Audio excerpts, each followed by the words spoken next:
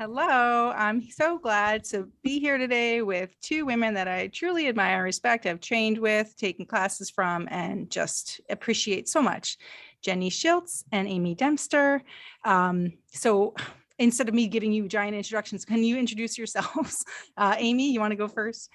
Sure. Thank you for having me. This Oh is my so gosh.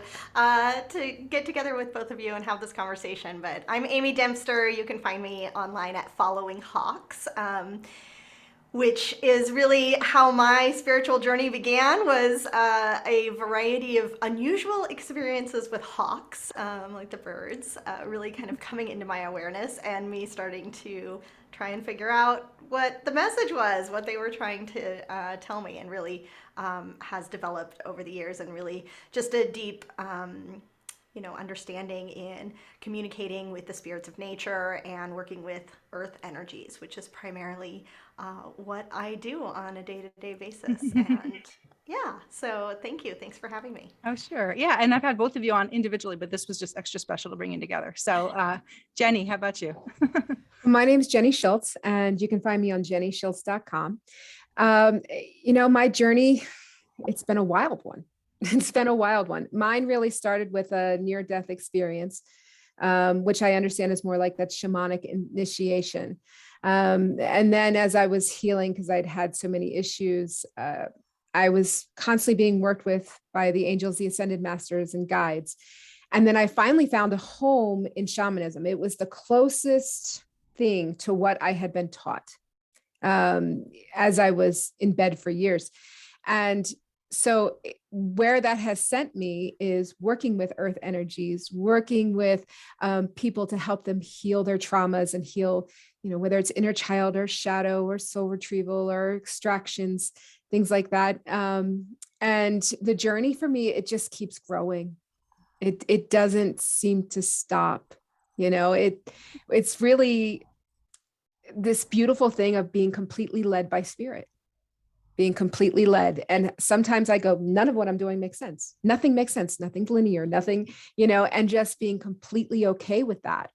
And then watching how everything unfolds and how truly supported we are on these spiritual journeys. But I'm really glad that you have me on here and that I get to meet Amy and collaborate. Yeah, I know. It was what prompted it was, my own intuition screaming at me, and I, couldn't really ignore it. Like I sat with it for like maybe 2 days, but it was like, just ask them. So I think it was back in December, January, or wherever the idea came to me, but it was due to events that happened to both you guys around that same time where you were sharing your stories. And I was like, oh my God, they got to come together and share these stories together in a one collected episode. So Amy had a cool thing with like the land calling for healing in this one specific part of the United States that she's been working with for a couple of years. And Jenny had a really cool story about the winter solstice and knowing that she had to go to, I forget where. It was Honduras. Yeah, Honduras on the winter solstice. And all she knew was that she had to do that. And yeah. It was amazing, both the way these stories unfolded. So I just wanted to share them together in one chunky episode. So I don't know. Does anyone want to go first? They're both awesome stories. I want to hear all about Honduras. I love that. Well, that actually began in July. And it was like, I got the call, I needed to go to Cozumel. And when I went to Cozumel, I was working with the underwater pyramids and bringing in energy. And we had gone out onto the ocean and activated the pyramids. And I honestly thought like, this is a one-time thing, right? And then I come home from Cozumel. I mean, even just that alone, you might have to back up and explain underwater pyramids, I didn't even know they existed. Okay. I didn't even know they existed. And it was like, I get a lot of dream communication, and I kept dreaming of these pyramids underwater that have just been almost like eroded away. But the reason why pyramids are in the places they are, whether they're hidden, whether they're underwater, whether they're on the earth, is because they're like this energetic nexus point. They align to something outside the planet. They align to things within the inner earth. And even if what we see is gone, there's nothing there, it doesn't matter. I mean, because that point of energy is still there. And so, they kept showing like, you've got to get out into the water. You've got to do this. And, it's like, it's so hard sometimes because nothing makes any logical sense. And sometimes my husband just looks at me like, what are we doing now? And I'm always like, well, here's where we're going. I don't know why we're doing it, but this is what we're doing. And he's to the point now, he's like, okay, I'll just mark it on my calendar so I don't, schedule any jobs for that time. And so he's kind of flying by his seat of the pants with me. I mean, my 13-year-old is kind of like, what are we doing? Why?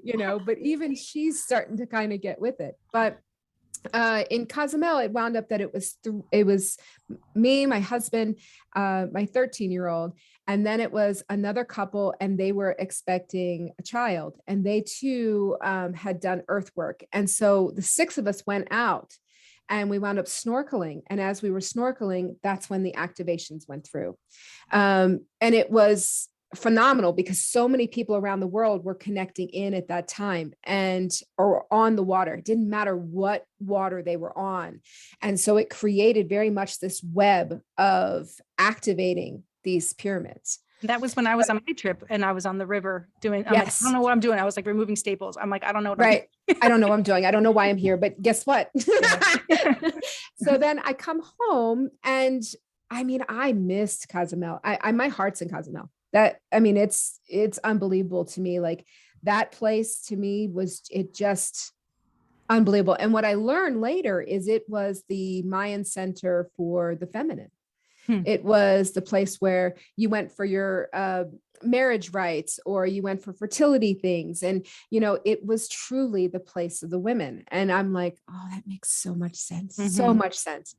But then I kept dreaming of piles of rubble under the water. And all of a sudden the piles of rubble would just start moving towards the shore. And I'm going, what is this? And after multiple dreams, same dream, I'm like, all right, I understand. I have to go somewhere. I don't know where to go, and I kind of start yelling at my guides. I'm like, look, I feel like I'm playing like duck, duck, goose here. Like I need some Blue's Clues help. Like bring it into my inbox, do something. I don't know what is wanted from me. And immediately it came through. It was like, and I hadn't signed up for like United's emails, but somehow or another it comes through and it's like Honduras, go to Raton Island for this amount. And I'm going, all right, guys. Okay. So I booked it and I told my husband, I said, I don't know why we're going. I don't know anything. And this is really fluid. So we can book this, but we may not go. This may be canceled at the last minute, so just flow with me on this. And for the longest time, because we went to Cozumel in July. I started having those dreams at the end of July, August. And then once I booked, nothing. Absolutely nothing. It was like crickets. And I'm like, I don't know what I'm doing. Like and it was just saying to my husband, I said, if I don't get any more information, I don't know that we should go. This is not cheap. And, is this, and I'm going to have to wait to find out some other information. But then I think it was November. And it was about 2 or 3 weeks before we went. They immediately showed me. And what they showed me was that these piles of rubble were actually like Mayan warriors. Is the way that they showed to me. It was the energy of the Mayan warrior. And the Mayan warrior that it was waiting for a particular signal, particular moment in time to where it's like, it's time.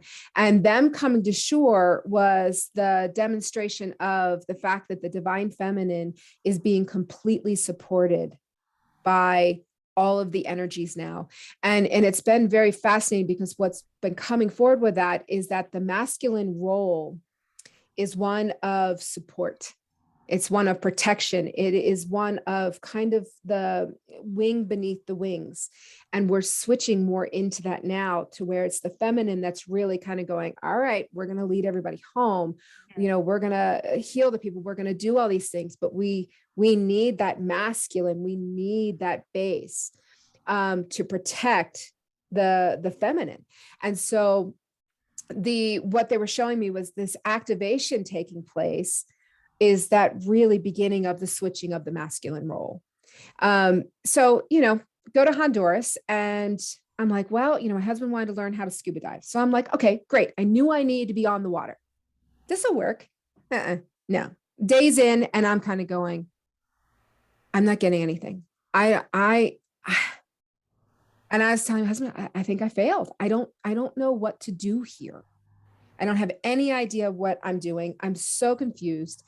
And so I was frustrated. And so he went to where we were staying. They had this little restaurant. And so he was talking to somebody, and they said, well, have you guys done this dolphin tour yet? And he's like, no, but my wife, she's so sensitive to animals, and she won't do like a dolphin swim because, she can feel their energy and it just makes her sad. And they're like, oh no, this place, they let the dolphins go into the Atlantic every night. And he's like, really? So he comes back to the cottage we were staying at. And so I start looking it up, and I'm like, this is amazing. They're like volunteers. Yeah. They're like volunteers. Like they come in, they get their free fish, and then they go out and they have a great time. Right. So they want to be there. They want to interact if they're there, or at least they want a free meal. So I was like, let's do it. But then I wanted to do the swim, and it was showing everything online was just all booked up. So all I could book was it was like just a meet and greet, and it was on the 22nd. Solstice was on the 21st. And I was like, whatever, I just want to do it. I mean, I have a thing for dolphins. So I was like, I just really want to do this. Well, I woke up the morning of the solstice, and I just heard call. So I call, and they're like, oh yeah, we can get you in for a dolphin swim 3:00. And I'm like, really? Like, oh my God. Of course. Right, of course, right? Of course, duh. So we go, and I meet this dolphin, and I'm just kind of looking at him, and I could see where he had energy wrapped around his dorsal fin. And I just kind of just telepathically was like, can I get that for you? And I immediately heard like, yes, please, help me out. So he started doing the swim by during the meet and greet, because it was the meet and greet and then the swim with the dolphins. And I pulled it off of him. He comes by again, and I made sure, and I just kind of sealed up his aura. And he was just, you could just see it. He was so happy, and he goes up and he's jumping, and it was just neat. And then we did like the dolphin kiss thing, to where like they come up and they give you a kiss. Well, he gave me 2. And I was like, that's the sweetest thing ever. And then, so that was done. Then we go into this dolphin swim, and my husband and I and my daughter were the only ones there. There's normally 30 to 40 people. And it's like, how did it show booked? How did any of this happen? So I was just kind of just dumbfounded. And so we're in the water, and we're swimming with them. And this one just kept messing with me, right? He kept coming up, and my hands down underneath the water, and he kept putting my hand in his mouth so I could feel his teeth. And freaking me out, right? I'm like, he's gonna eat me. And he's just, you could kind of almost like sense he's laughing at me the entire time. But then he finally comes and he swims, and he's like this, and I hear him so clearly. He's like, just give it to us. We got it. And I'm like, I just got chills. right. And I'm like, it dawned on me. I'm like, oh my God, so I knew I was carrying something in my field, whatever was needing to be activated. I knew that I had received it during a download. I knew that much. So I literally opened up my entire field, and all of a sudden they all just started surrounding and kind of swimming in circles, and they're fast. I mean, like kind of terrifying. Cause I'm like, it's like, cause they come right at you, and it's like, then they would divert off, and I'm like, oh my God. But then it was like, I could feel it. I could feel that there was the transference of energy. And I was like, all right, this works. This works. And so before you know it, like that half-hour dolphin swim was over, and it was just the most amazing experience. And so afterwards, it was the last swim of the day. We walked down the beach and went to this little restaurant that was overlooking the water. And then all of a sudden, it's like my attention was drawn to the horizon, and I can see these, like all these dolphins jumping off into the sunset. And I realized like they let them go, like their workday is done.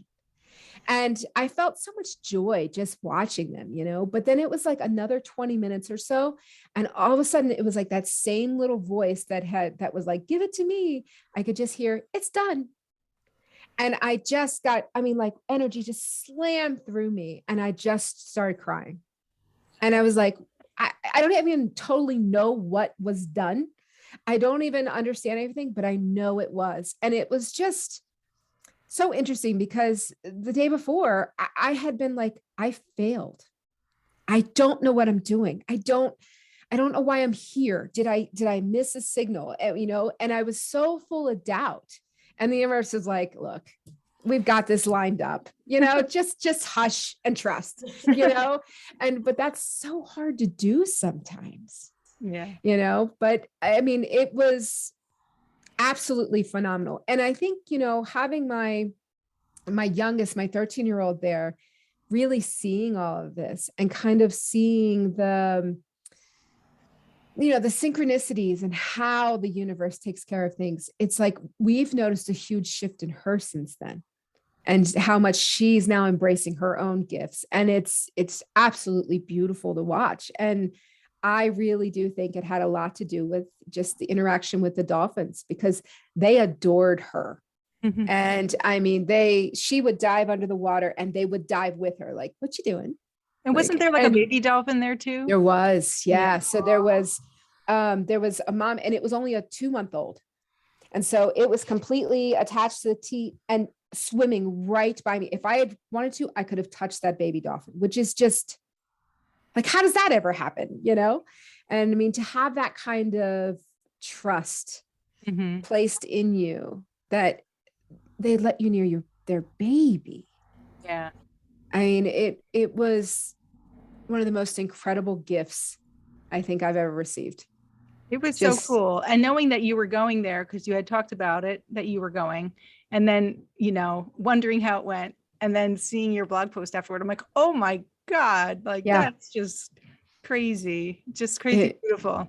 It was that it's just one of those things. And it's so funny because my husband will tell the story and he's like, you don't understand these dolphins. He was like, you know, they were like right there. And then when we did get out of the dolphin swim, the attendant that had to be in the water with us, he said, they really interact with you. He said, there's times we have to give the money back because they don't want anything to do with the humans. They're like, no. And, you know, or you'll get like one will interact, but we had like 14 or 15. And I mean, it was absolutely incredible. And then to know that partnership between, you know, this whole entire energetic process that we're in, these animals on this planet are in it, whether it's your dog or your cat, or it's the elephants, or it's the white lions in Africa, like they're in it with us. There's no separation at all. We just think there is. Yeah. That's so awesome. I love it so much. Thank you so much for sharing that. Yeah, absolutely. Such a cool story. And then Amy works with the land. You hear the land and the ancestors and the, you know, the people, the history of the land. That's like a big thing for you. And what was it with, I mean, you want to explain the corridor and that whole thing first and then get into the Taos thing. I don't know, however you want to tell this story. Yeah. I'd love to hear it. Yeah. Well, and let me reflect too. First of all, that story is amazing. And as soon as you mentioned the underwater pyramids, I felt like I went underwater. I was all loopy there while you were talking about it. And I could feel the energy coming in through the top of my head. That's like, isn't it incredible? Yeah. That is what an awesome experience. And I totally have those experiences too, where you like show up and you're like, I did everything. Like, why is nothing happening? Like that happens to me all the time. And I've had to come to learn that like we, in our human brains, you know, we want to be like, but I brought all my magical tools and I brought like I packed all my stuff. I'm here. What do you want me to do? You know, like, how come there's no messages coming in now that I'm here? And I just joke. There's a friend of mine that always says, oh yeah, just sit still and look pretty, right? That's all they want you to do. But some of it is like we forget how much energetic exchange is happening just when we show up literally anywhere, but especially somewhere that we've felt called. So sometimes it's like that's all we had to do was get ourselves there and the rest is happening. Like literally we could lay on the beach and you know, sip a cold drink for the entire week and it would be accomplished. So I just I love that story. Yeah. You know, of just sometimes feeling like I don't know what's next. Like, but right. Here I am. Like, did I make all of this up? You know, I like carted my butt all the way to Honduras for this. I don't understand. I know. Yeah. We want so much confirmation. So I get it. Sometimes like the real magic happens, like all those things on the solstice. And sometimes you just like, I just needed to be there. That was it. So it's always so amazing to me. And just dolphins are such just beautiful, intuitive creatures that are certainly part of the ascension process on Earth and certainly participating in all of this with us. So they work in, you know, they'll visit us during healing sessions and absolutely. Yeah. It's amazing. Yeah. It is really amazing. Yeah. Well, so oh my gosh, I feel the same way. Like, where do I begin? But yeah, I actually work with the energetic grids within the Earth quite a bit. It's really every time I think I'm not doing anything, you know, with that right now, or that's not, and then you know something comes in, and so oftentimes I'm asked to go like just be on a grid line, right? There isn't, and it's the same thing. It's like, well, now what do I do? And nothing. Just by driving, you know, that highway, you are doing what is needed to be done. And so that's what started happening for me with what my guides called the corridor of light, which, as far as I can tell, is more or less the grid line that follows I-15 north-south, and it's from the Montana-Canada border all the way down through Utah. So I-15 itself veers over towards Vegas and LA, but the grid line keeps going south, and it goes south through Sedona and what else? Las Cruces? No, that would be a little bit further east. I know it goes through Sedona. Anyhow, it goes, you know, north-south kind of through those states. And it was a number of years ago it first came through. I was trying to go to lead a retreat in the Las Vegas area, outside in the Nevada desert. And I kept trying to book a flight, and I couldn't get a flight. And it was like really odd, you know, where I'm just like, how are there no flight? How come I can't find a flight, you know, whatever. And so I finally tuned in after like a week or so of keep checking flights, and they said, oh, you're not going to get a flight. We need you to drive. And so that was the first time that I was aware. And it was kind of the same thing of like, you just have to drive it. That's all. The energy exchange will happen, you know, while you're driving this corridor. And so through that, and as the years have gone by, I can't even tell you how many the angry occurrences. Cloud?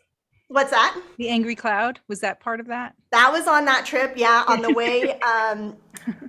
So it was outside of a town called Scipio, Utah. It's in southern Utah. And there was this, well, on the way there, it was, I just felt very nauseous and like stabbing pain in my head, very sick to my stomach, enough that I was like, and it felt very energetic. And I was like, I've got to pull over. Like, this is really bothering me. And so I pulled over and I tuned in, and it was a spirit that really was kind of like trying to intimidate me a little bit, or just be like a big bad spirit, you know, kind of a thing. They weren't trying to like do anything to me, but just, you know, like be afraid kind of a thing. And I was like, hey, I'm just passing through. I don't want any of whatever this is. I gotta go. And so there was a very specific spot that I passed through, and like it all vanished and was gone. Like it was just in this one area.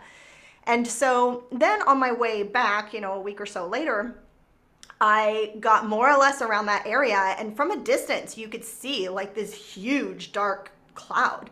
And I got right back into that area. The stabbing head pain came back, and it was like, you know, the heavens had opened up with rain and hail and you know, and wind. And I'm just like holding on and, you know, trying to get through this storm. And finally got to the other side of it, pulled off at the first exit, and really kind of, you know, just tried to tune in, but really wasn't getting a lot of information. So I had shared about it online and just said, if anybody else knows about this place. And I had multiple people say, I've had weird stuff happen in that section of the highway as well. But after I got home, I got a message from a woman who is in the Earth Tenders Academy and is, you know, like I've worked on her property before and done some things. And she lives a little ways away from there, maybe a couple hours away from that area, but her family is from that area. and her parents and grandparents at the very least were there, and she told me this whole story about all of the history in that area surrounding the Black Hawk War. And so it was after I was home that I tuned back in to specifically do a reading with this area. And at that point they said we couldn't give you any information while you were there because it was too much, like there was just so much energy and you were in it, like we needed you to be out of it. And I was like, well, that was good, because it was it was a lot of energy. So really in that process there was a lot of healing that was wanted between the ancestors of the land, the indigenous people who were there, and the Mormon settlers that had been in that area. And so, and this, I wouldn't say happens often, but happens regularly enough in readings where, these energies, they're on the other side, they have a different perspective, and they want to do some healing work because so much of the energy is, still held and trapped in the land. And so I had the opportunity to really witness a ceremony between, these two sides and really holding space for that, which is really an important part of being a human and doing this work, right? Because a lot can happen in the spiritual realms, but for it to kind of take hold and be grounded into our physical realm, it helps to have a physical person participating. Right.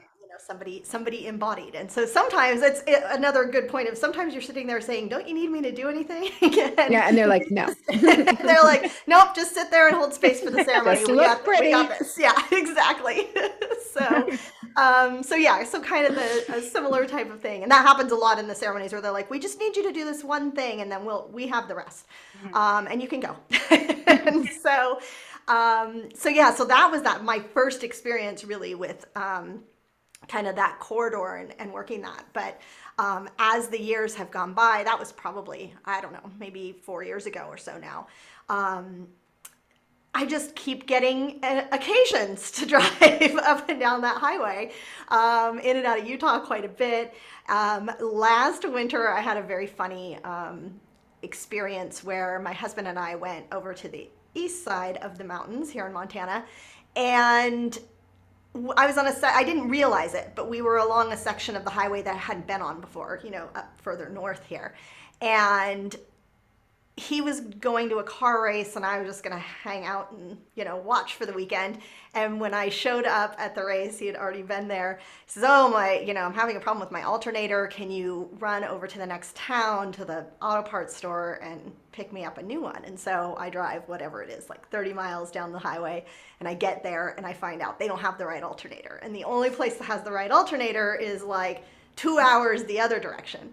And so in the course of this day, I had driven, halfway down the highway, then a little further, then all the way back 2 hours the other direction, and then 2 hours all the way back with this alternator that it turned out when I got there, he says, oh, it's just a loose wire. I didn't need the alternator, right? So at some point while I'm going back and forth on the highway, I was like, what's going on here? This can't be, this is too weird. And I got the message like, oh, we just needed you on this section of the highway, right? Like I hadn't driven it before. And so they were literally sent me on errands, like up and down this whatever 100-mile section of highway. So it is really funny sometimes how these pieces come together and how we are used by spirit to help kind of activate some of these energies. So that's kind of what's been happening with this I-15 or corridor of light the last couple of years. But what's really interesting is actually I did have an occasion to drive part of the Arizona section last summer, which didn't have any remarkable things from the drive, but it just was kind of funny when the pieces came together for the trip that I'm like, oh, there's another section of the grid that I haven't driven before that I'm being sent down. But in the last couple of months, what's kind of come through, and this is on a slightly different grid that I haven't been down before, although I will have to drive down I-15 to get to this area next month or in April.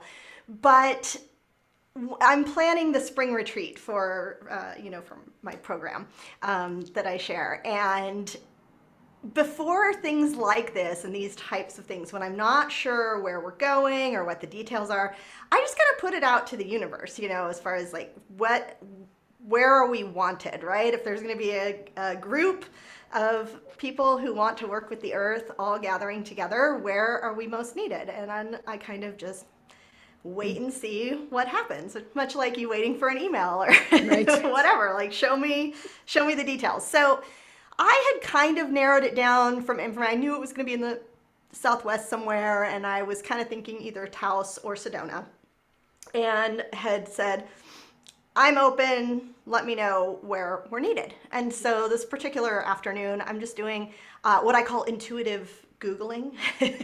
Although I tend to not use Google because it's not helpful for these kind of searches. They don't always give me the results I'm looking for. But really just kind of looking around, and I hadn't put in any particular city names in my searches. I wasn't looking for anything in particular. I was just kind of looking around at different information. And so I don't know what I searched. I don't know what I clicked. I don't know like how I got there, but I ended up on a website that I have been on many times before.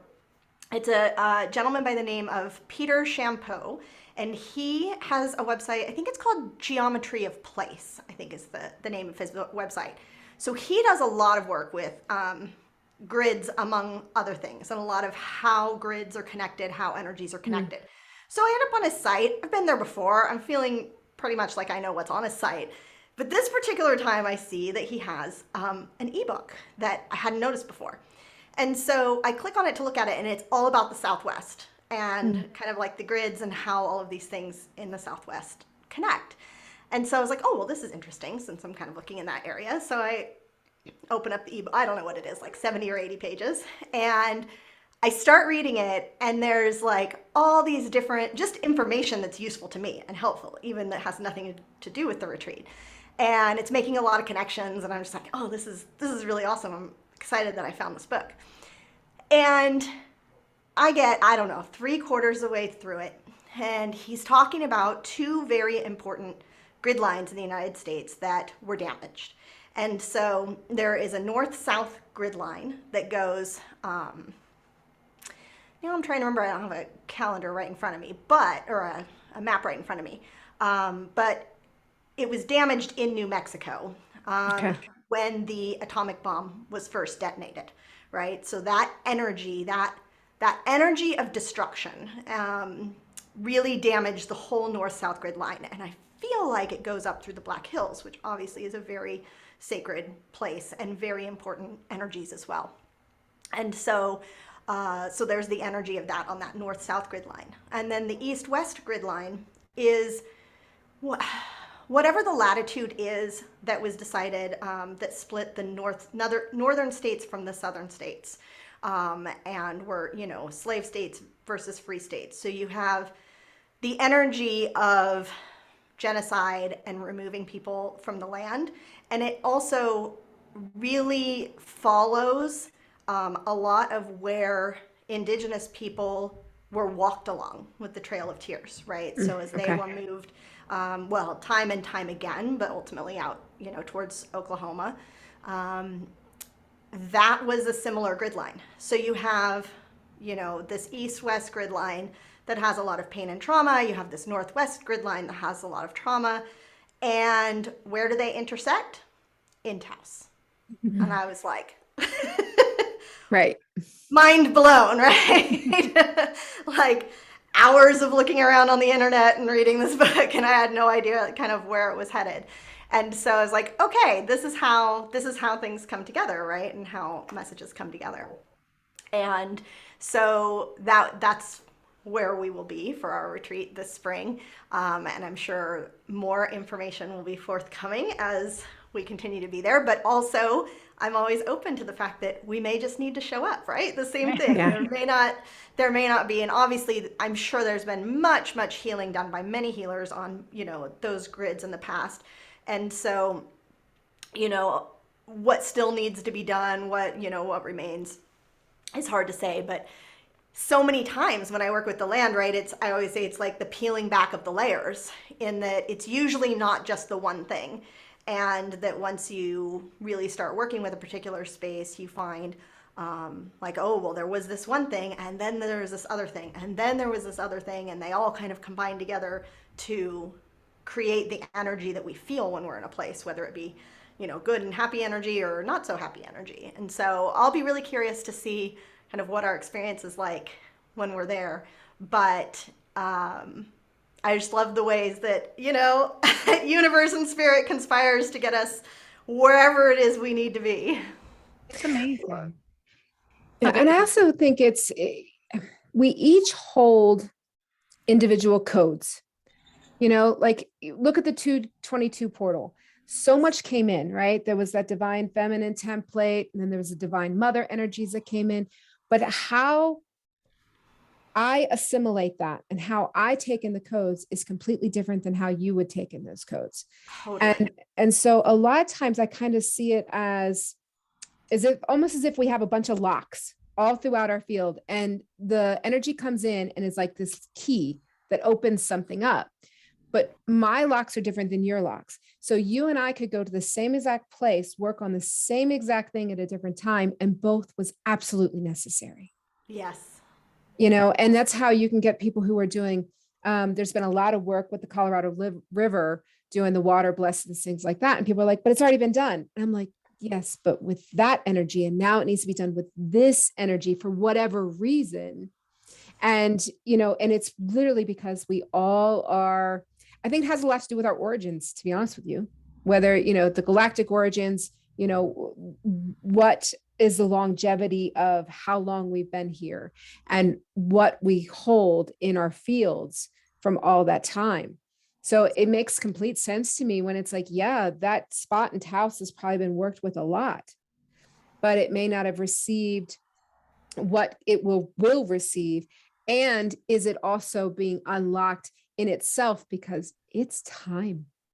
Right. And I think unlocked within ourselves for our own healing and our own lineage that, you're right. It's like another piece of that puzzle that needed to be unlocked. And I've had, come to realize that a lot of my work in Utah back and forth through there, is related to my Mormon ancestors. And Sure. The more I get called back and the more I think I'm done and I'm not done, and the more I think that I'm just like, man, there is a lot of ancestral lineage healing for my line that is happening here. But in that healing, right, it's just, this is where, you go into the whole understanding timelines piece, right? Because if time is not linear and it's all happening at the same time, then, each of us doing this piece of healing for ourselves or for our own lineage is unlocking codes in those other timelines and Absolutely.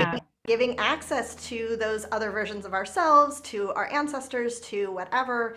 And, perhaps we start touching those timelines in a way that then the healing is complete in a totally different way, right? That there's healing that can happen in that timeline when that originally happened, or maybe that thing doesn't have to happen, so that then it shifts the timeline we're in. It really, like expands my mind to think about all of these different very quantum ways, right? That healing is happening all the time.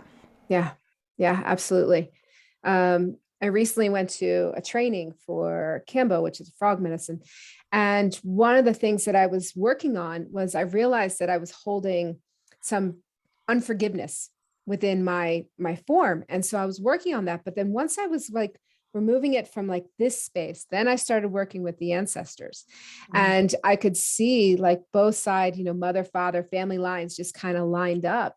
And the unforgiveness and the anger that they held was for life's harshness.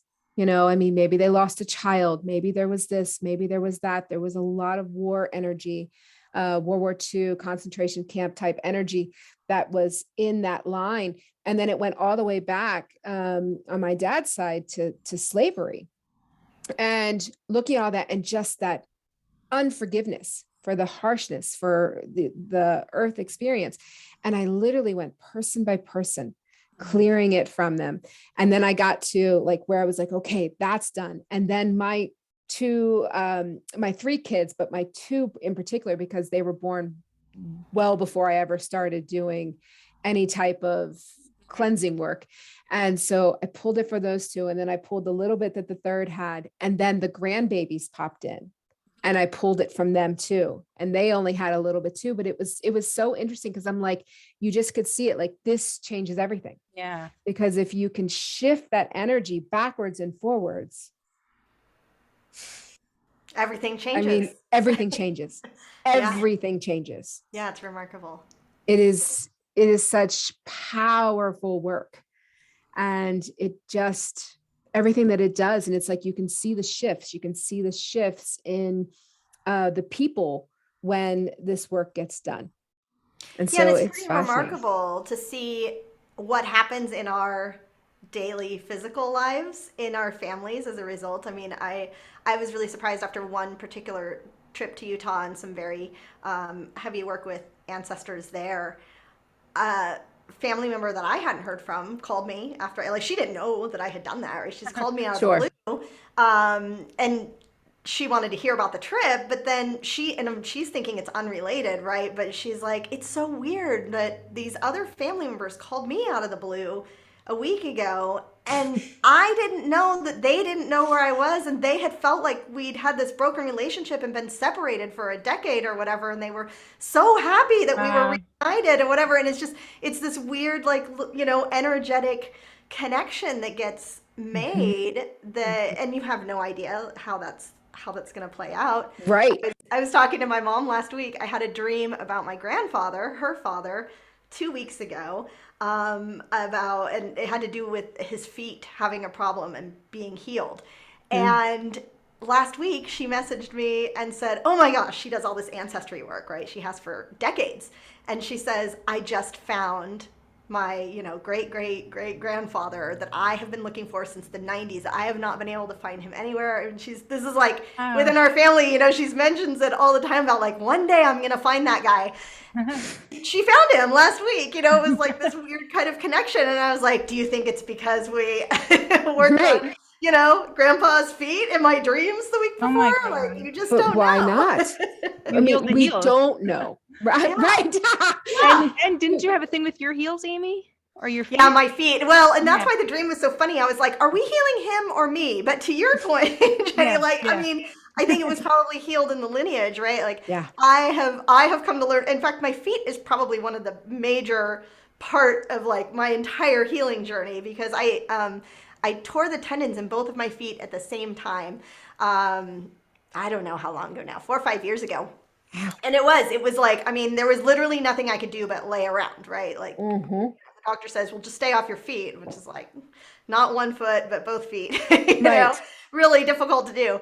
And that ended up, when kind of the traditional things didn't work for healing, I ended up, really on a deep, energetic healing level. And so, and I learned that I haven't had feet or have had issues with my feet in so many lifetimes, right? Like, this has been a thing again and again. And it's like, in this lifetime, I get to have my feet. They work.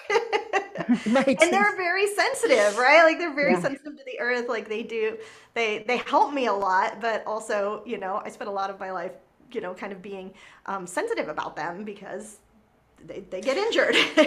But they would, because with your earth work, your first connection to the earth is actually through your feet. Yeah. So, exactly.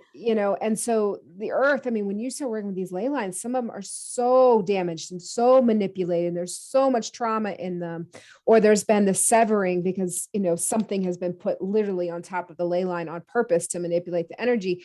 What that does with the ley lines, I mean, I can only imagine you would feel it. Yeah.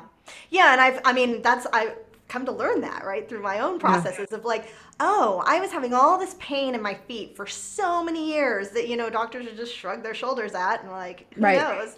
And ultimately now I'm realizing, oh, they're just so sensitive that now I know right away if I, go to a place that's very energetically heightened, it's just like, I feel it in my feet instantly, and it feels like a pain, but it really is like a communication with the earth. So so it's just so interesting that apparently my grandfather needed some healing too, and then I guess he walked right over to his ancestor and said, hey, somebody's looking for you. Right.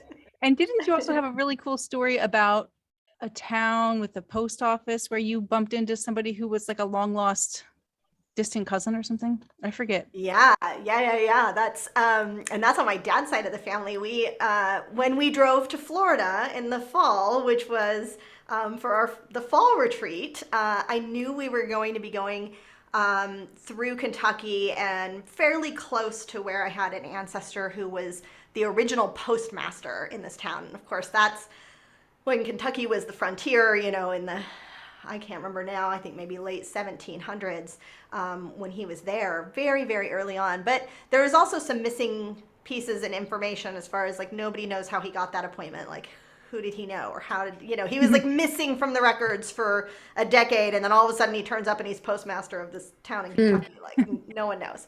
And a number of years ago, I had actually connected with him and with that town and done a reading for that area. So I was already kind of connected with the energy, but had never been there in person. And so I'd gotten all the information from my dad, and you know, he was like, "You're not going to be able to find the family cemetery. It's on private land. It's not easy to find. Just go to the town and like check out the post office, and you know, just visit while you're passing through."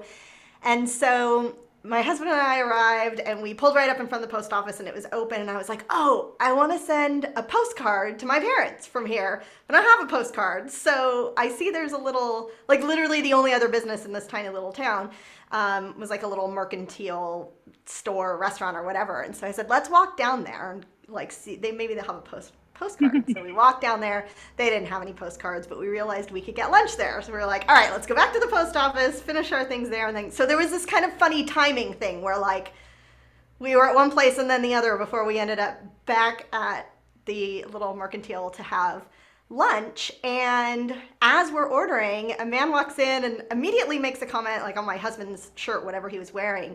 And so we end up in this little conversation with him. And my husband sits down after we order, and I'm walking around and like looking at things and taking pictures. And the gentleman goes and sits, there's like communal picnic tables, right? Everybody kind of sits together. And so he sits at the table where my husband is. And when I come back, he says, "Did you grow up here?" Because he saw me taking pictures, I think. And I said, no, but you know, my family was from here. I have an ancestor that was the original postmaster, which apparently didn't catch his attention. And so we chat along for a few more minutes. And finally, we're kind of talking about the family, and I tell him what my maiden name is, and he says, like, "You're kidding me. Like, that's my family." And I'm like, "You're kidding me." Like, what are the odds? And so we start having a conversation, and we realize his mother and my father knew each other through the, you know, genealogy research that's been done, and he has some of the same information about the family, but he still lives, you know, in the family homestead, and he's, "I'll show you the cemetery, I'll show you the house, I'll show you everything." Wow. Unfortunately, the timeline, he had an appointment in another town he had to get to, and we had to get on, so we didn't get to actually have the tour. But he's texted me many times in the last few months, like just checking in and wanting to come visit Montana and whatever else. And he was just so excited. He hadn't ever met any of the extended family. And so like his initial response was like, "I think God sent you here." And like, I just really thought I was gonna have to wait till I went to heaven to meet any of my extended family members, and here you are. Like, and I just think this guy just like went to grab a sandwich before going to his appointment right in his town, and like here I am sitting at a picnic table in the middle of rural Kentucky. And so yeah, it was a really kind of magical experience and just special to make that connection and do that. And it really is, you just like, there's so much that happens on an energetic level that affects the physical in ways that you just can't predict, and you have no idea, you know, how it's all going to come together. It's just so fun. Cool. And I just knew that it would be a fun time talking with you guys. So like, thank you so much for taking up some time in your afternoon to talk and connect in this way. Like, oh my gosh, hopefully I'm sure people enjoy these stories. Is there anything else you want to mention, or things coming up that you guys are doing, or how people can reach out and find you if you want, or whatever? Feel free. Well, thank you for having us. This has been really fun to connect with both of you. And Yeah, you can find me at my website. Everything is there, followinghawks.com. I do have a podcast where I explore and share a lot of these stories, and that is called the Earth Keepers Podcast. And I think I mentioned the Earth Tenders Academy, which is my offering, which is a course for people who want to work more with these energies of the earth and the spirits of the land. And so you can find all of that on my website. Beautiful. Amy and Jenny. Yeah. So I'm going to be offering pretty soon some Cambo retreats to where people can come and work with the frog medicine and dive deep into pulling out traumas from their cells. And really so that they can work on their DNA. So that's one of the big things that's going to be coming up. And then I've got a nature spirits course that's going to be starting soon. That really helps people connect in with the different nature spirits and how to work with them. For all the people who want to start being able to do the things like the water blessings and working with the land. And so I've got that. And yeah, it's it seems like it's speeding up and it's pretty full on right now. Yeah, And it's so inspiring and exciting that you guys offer these things and have a platform for it and communities around it. And it's just so nice to connect in this way and deepen people's relationships with Earth and their history and their ancestry and just each other. It's so awesome. I love hearing all your stories always. So thank you so much for doing this today, and enjoy the rest of your day, and we'll talk soon. Thank you. Thank you. Thanks, guys.